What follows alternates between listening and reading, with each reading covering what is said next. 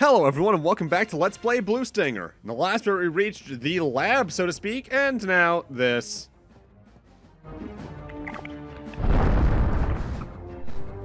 Slime! This slime enemy is actually one of the more annoying enemy types in the game though, because it doesn't really get phased by much in terms of damage. The only weapon that seems to really phase in my experience is the railgun, which I believe is this enemy variety's weakness as it is anyway.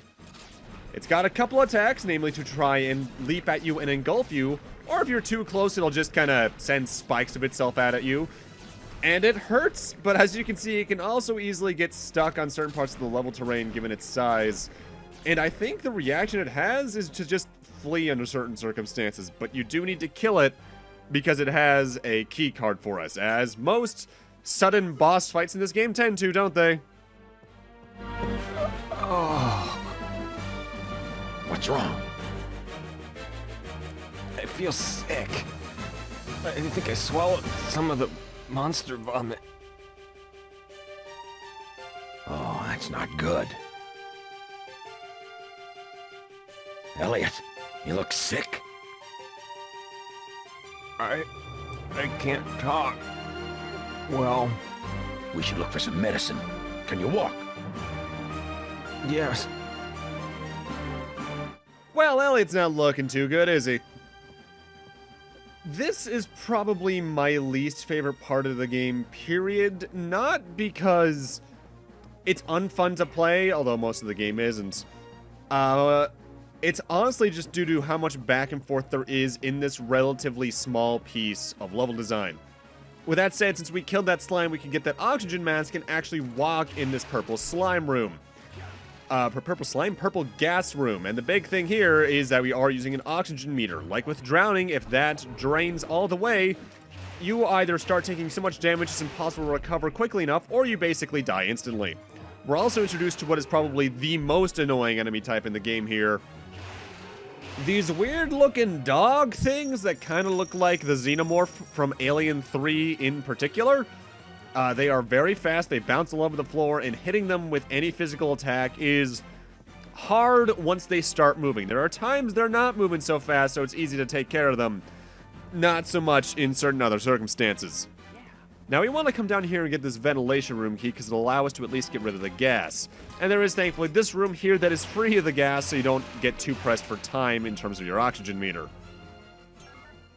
With that said, if this game was even the slightest bit more of an asshole to you, the door I just went through would have been locked, and you would have had to get through all of that in a very, very tight time frame. I can think of worse designed horror games that probably would have done such a thing, honestly. There is a bit of an odd balance when it comes to these kind of games, when it comes to like difficulty scaling, because either you have games like that one that was about vampires, sort of, on the PlayStation, that I think the AVGN did a video of it in like the past 30 episodes. And then you have shit like the Evil Dead game and the Crow game on PlayStation/Saturn, which are just awful. Either way, we want to use the vent key in here to turn on the vents, which will allow the gas to be dissipated. We no longer have that time limit to deal with on this floor. And I didn't exactly talk about it, but in the room where we got the oxygen masks, you could see through the window that there was some lady being accosted by monsters in the next room over. We should go deal with that. And this is definitely a case where I recommend equipping the Iron Fists over the Ray Sword, because the Iron Fists, particularly the third strike they have, the uppercut, is real good at taking down these little bugs. With that said, the bugs are kind of bad enemies, as depending on where they are, it's very hard for them to hit you. They don't even hurt that much, and their attack has some real long wind-up, so you shouldn't take too much damage unless they're actively comboing you when there's like 3 or 4 next to you. And even then, this room doesn't really allow that to happen too much. What happened to your face? What is happening to me? He needs to be treated. I can't. Dr. Jacob may know how. Where can I find him? He's at his private lab on the 2nd underground floor. I don't know if he's still alive. I'll check there. Stay here, Elliot. Yeah, dogs. Elliot isn't staying there. We're gonna need him for stuff coming up anyway. So now our goal is to get to the second basement floor, and this is where this area goes from just kind of annoying due to some tight hallways with potentially fast enemies, into being a maze of the same 8 rooms over and over again, and ugh. This is without a doubt the worst part of the game, and in a way that's almost shameful because by and large, this is the second to last main area of the game, sort of. What? I feel sick. What's wrong? I swallowed monsters. Don't talk.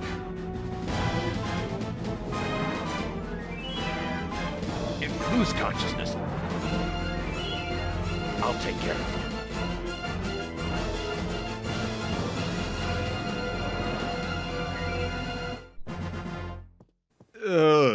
I don't know why, just the graininess of the texture of Elliot's skin here really does gross me out.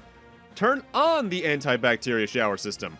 Similarly to the entrance to this area last part, we need to actively turn on a shower to progress into that next room.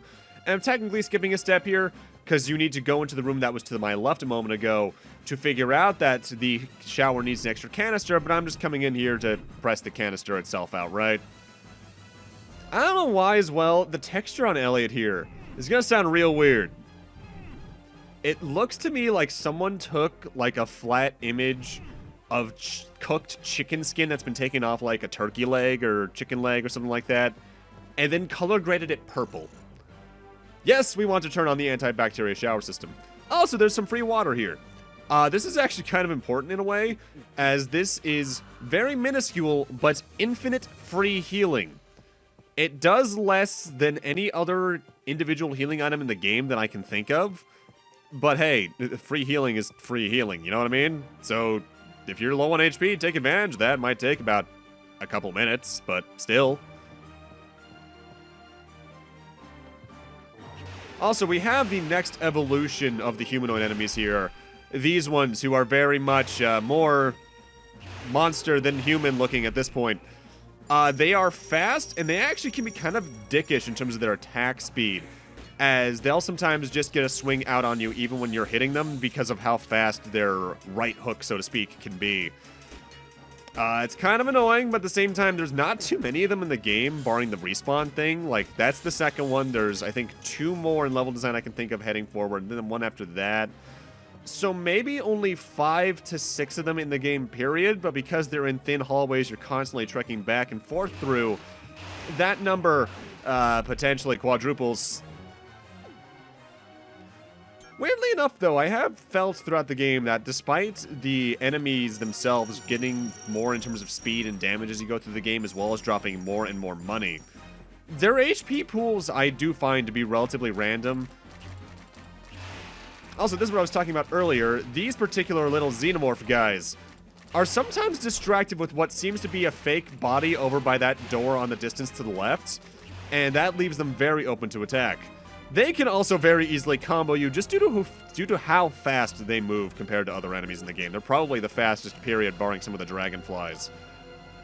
Also, I was wrong earlier. This is technically the third to last area. We're getting there in terms of, like, actual game time. Although, admittedly, the second to last area is also very short compared to this one. Also, in here, you got another kiss room. Make sure you stock up if you need to. Admittedly, those giant humanoid enemies are good for one thing.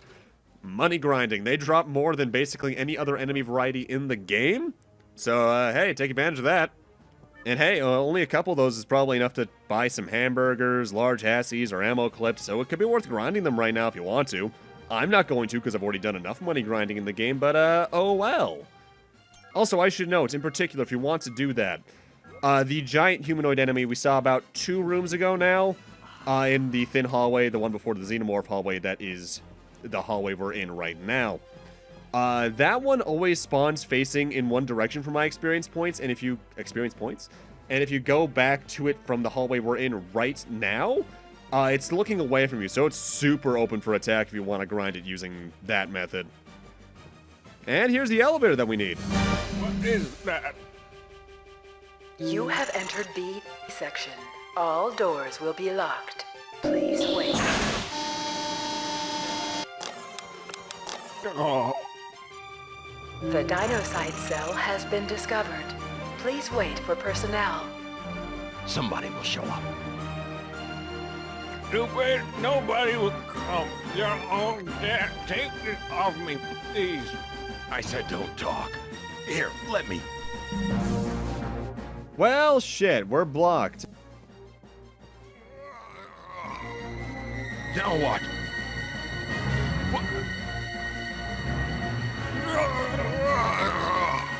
Ellie! Can you see me?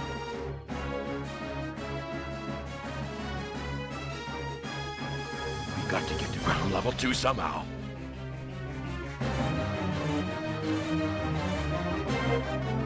So can Elliot move those little appendages like teeth? That's a weird thought. Subject has been contaminated. This room will be isolated. Shit. Is killing you the only way to get out of here?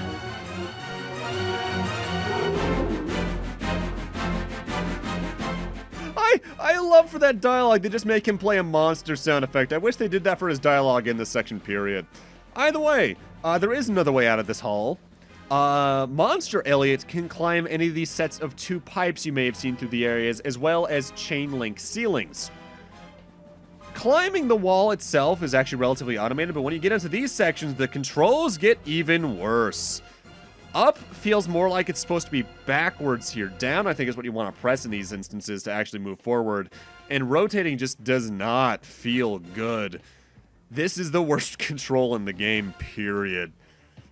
Thankfully, it's only really used in these next 2 videos of game, and even then, I think 1 or 2 cases are completely optional.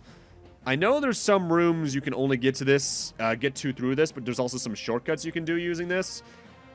Honestly, though, I never feel like exploring this part of the game because I don't like how this feels at all. Not to mention, you may have noticed, he's painfully slow. I think this is roughly 3/4 the speed of his walking speed, and that's already kind of slow as it is at times, even compared to dogs. Well, not as slow as dogs, rather.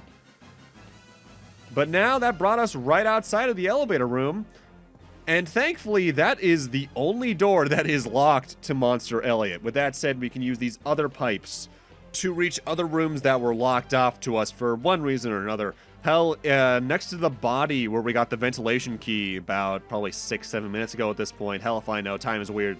There was a room that you could enter, but that room was divided in half by a glass wall. We can now enter this room, which is the other half of that, where we meet one of my other least favorite enemies in the game, these caterpillars.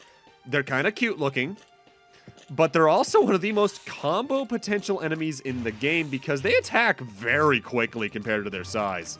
Not to mention, as you can tell, their hitboxes are brilliant. It's basically only the front of their face that you can damage. Thankfully, at times, their AI is dumb enough to get locked. And they don't have too much HP in my experience compared to some other enemies. Also, I don't know why when I shoot them and all that gore, I guess, comes out of them.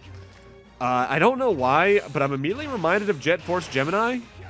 I never beat that game when I was a kid. I got maybe halfway through it at most. I did not like how that controlled. That's one of the more unique rare games on the, or rareware games on the N64, but definitely not one I'd probably like to go back too much nowadays. Either way, our goal for coming in there, and I'm jump cutting past that section of climbing, we're back in the room near the elevator room, is that frozen blood pack. Now that we have that, we can head backwards a bit in level design to find a way to thaw that, because essentially the only reason that the elevator said we couldn't go up is that it checked the 2 bodies within it and found dinocyte cells in one of them. But what happens if we take whatever tester and make it check the blood pack that's been thawed? You can probably see where we're going with this. And admittedly, if you're not exploring a lot, finding the actual blood thawer can be a bit weird. For instance, it is the only purpose for this room we're in right now to exist. It's right over here in the corner, and they do admittedly mark it with a little bit of blood that's kind of floating. But now it's unceremoniously thawed, we can head back to the elevator. Though there is thankfully a shortcut. Back here in the ventilation room, there are some pipes for us to climb. And that brings us onto a ceiling which we can just turn on immediately, and we're already back on the pipes we climbed out of the elevator room, because the vent room is directly above that. So hey, at least they thought that through. Doesn't excuse the rest of the stuff in this game they didn't think through, and this is a very unflattering angle for Elliot. But now that we have the thawed blood, we can actually use this elevator. Please stand by for the blood check to enter B2.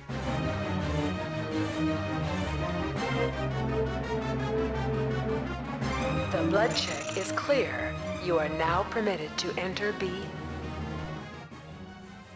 That voice line sounds like it gets cut off to everyone else too, right? Either way, welcome to one of my favorite halls in the game, because I don't know why I just like elevator hallways. It reminds me of a room in Resident Evil 2 in particular, and a little bit of Resident Evil 3. Less so 3, more so 2.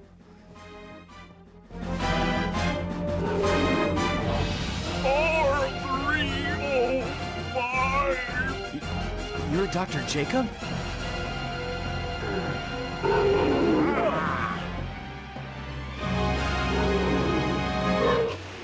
Egad, sudden mini-boss. If this thing decides to let itself be comboed by the Ray Sword, which it cannot do, it might swipe too fast and might hit you.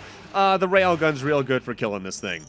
And Dr. Jacob, unfortunately, is dead, but he was at least holding something. A safe key, which we can use immediately over here to the side to get a couple of items out of it.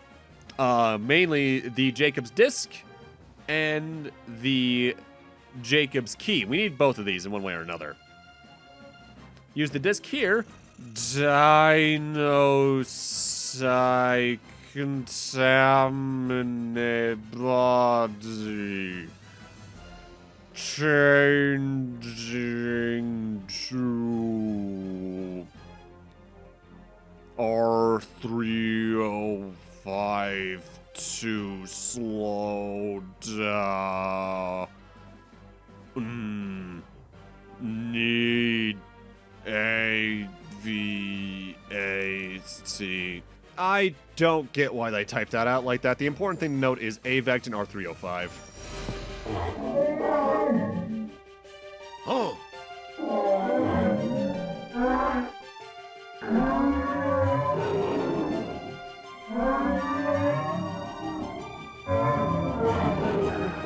If you change again, I'll kill you. Elliot has 30 minutes to live, son. Time limit, yay! Although, thankfully, the very slow-speaking Dr. Jacob's transformation file that we just read actually gives us a hint on how to make this timer a little more lenient. You might remember he mentioned R305 not only in that file, but in the cutscene where he transformed. If we come over here to the valve room, it now has a purpose. R305 ACLH tank system. We can turn on this tank system to flood the room next door with R305. And this isn't the most important. The time limit's actually more than enough as it is to do what we need to do for plot stuff.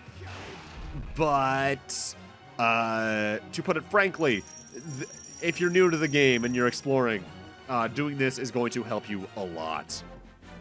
Because after you stand long enough in the R305, your time limit is doubled from 30 minutes to an hour. I think what it actually is supposed to do is just add 30 minutes, period. But by and large, by the time you get here, it's more or less a doubling. Yeah, though, I don't get why they applied the slowing down of Jacob's speech to the file. I guess it could be like a transcription of an audio log, so to speak. And if this game ever got remade, I know that would probably be an audio log, especially if it was remade during the 7th gen of consoles. But by and large, they could have just typed it out and it would have been fine. Maybe with a few more typos, but yeah, that was weird. Either way, we want to come back to the second floor, or the second basement floor where we saw Dr. Jacobs transform, because with the key we got, we can now open another door that is just through this botanical division door right here, for the worst cutscene in the game. Hey, what's wrong? What?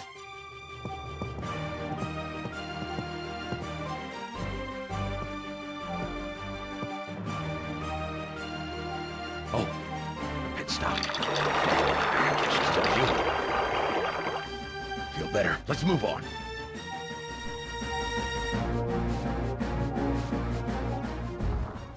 That's disgusting. Why did they need to show him nuclear pissing? Also, seeing that cutscene causes a dinosaur enemy to spawn, which you can just walk right past. With that said, there is a way to avoid that cutscene, I've heard, by hugging the right side of the room, but I've never been able to do it, to be frank. Hi guys, still surviving like cockroaches? Who are you? No! Now look what you did. You scared her. Next time I'll answer the line. Well, that worked out for Elliot. Totally scored some bonus points there.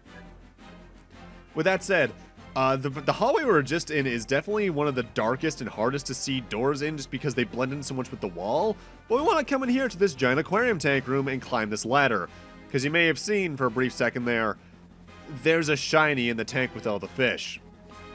We need to swim again with Elliot to get that item. Thankfully, while you can waste handgun ammo to just kill them all, I find the fish in this tank are usually too slow to catch up with Elliot as long as you start far away from the item and then swim towards it. Also, that's totally just Janine's model reuse. We want to dive right around here, well, quote-unquote dive, and then swim as fast as we can towards the opposite corner, because that's more or less where it is. You're probably going to take some hits doing this, but again, Elliot is fast enough swimming that you can usually outpace most of these enemies, at least when it comes to comboing. And the reason you want to come down here is for that mine key, because get this, it's an important key.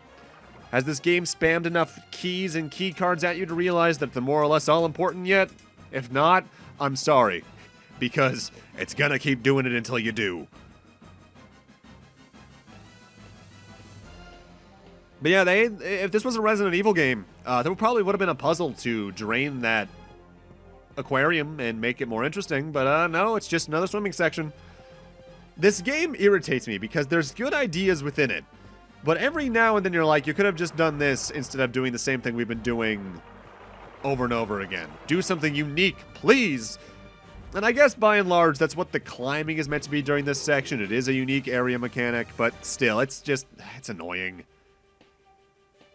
This is without a doubt my least favorite part of the game. Whenever I come back to this for whatever reason, be it for a laugh or otherwise, this is the part I anticipate the least. Although I won't lie, I do kind of like climbing this wire through the botanical room. I don't know why. I think it's because it reminds me of the parts of Metroid Other M I do like, which is honestly kind of going through the areas looking for items.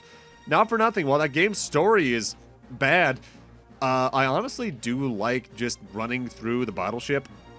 And in a lot of ways now that I think about it, this game's level design reminds me a lot of Other M. That's an eerie comparison that I don't like.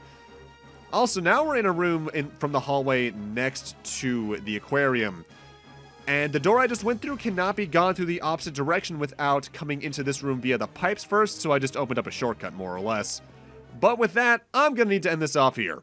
Thank you guys for watching, and in part 9, we're hopefully going to cure Elliot before that timer's up. Otherwise, Dogs is going to be going alone for a while. See you guys then.